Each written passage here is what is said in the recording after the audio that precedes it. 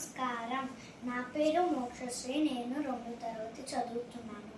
అందరికీ ముందుగా తెలుగు భాష దినోత్సవ శుభాకాంక్షలు. తెలుగు అనే పదంలోనే ఎంతో మాధుర్యం ఉంది కదా. తేనెలొలుకు భాష మన తెలుగు భాష. అమ్మదనం నిండిన కమ్మనైన భాష మన తెలుగు భాష. ఆగస్టు 29 ఈ తేదీకి ఒక ప్రత్యేకత ఉంది. వ్యవహారిక భాష.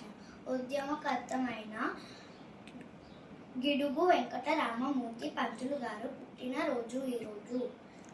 గ్రాంధిక భాషలో పాఠ్యాంశాలు వాడుక భాషలోకి మార్చాలని ఎంతో కృషి చేసిన వారు గిడుగు వెంకట రామమూర్తి పంతులు గారు.